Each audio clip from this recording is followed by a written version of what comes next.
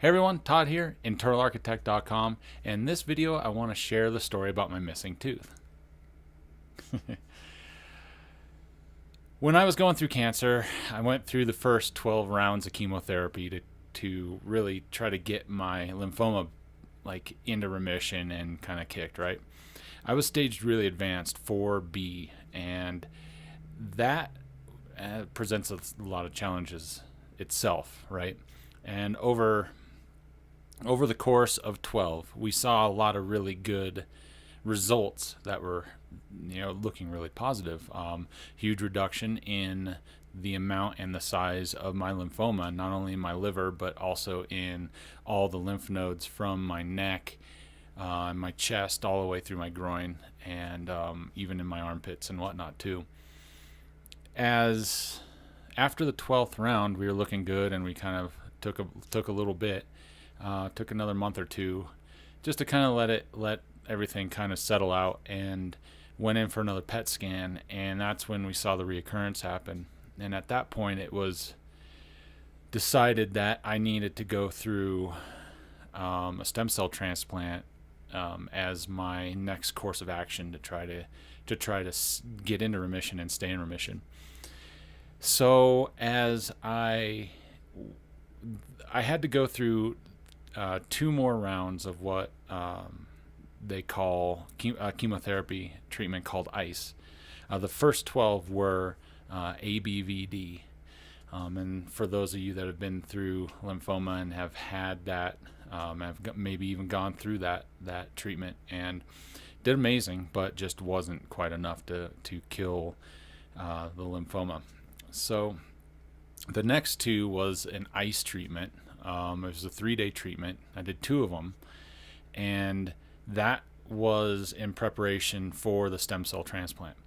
I ended up having to go through a lot of tests and a lot of stuff to prove that I was okay to go through the transplant. And then I also had to really analyze everything that was going on. I had to make sure that all my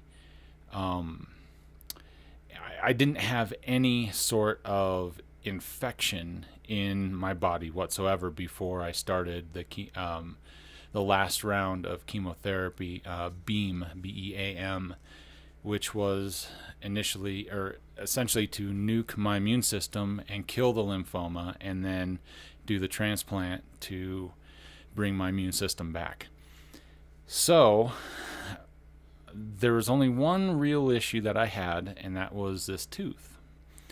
And when I was 10 years old, I ended up having a root canal done when I don't know why, what happened, whatever, but my whole side of my face just swelled up like a balloon, and I couldn't see out of my eye. And I ended up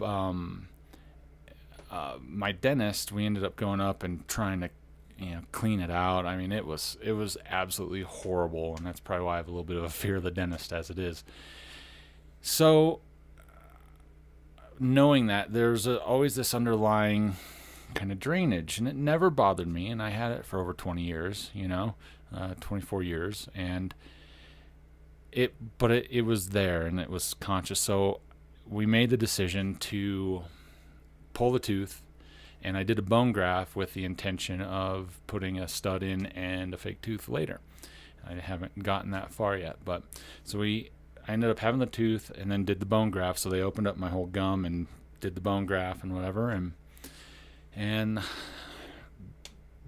basically cleaned out all the infection that was up in there. And why it got infected was when my dentist went in to do the root canal and pull the root out, it ended up cracking my tooth up here in the root of it, or like in the upper part of it, and it never really bothered me or anything, but it did just never really fully healed, and my body really kept a good check on it for a long time.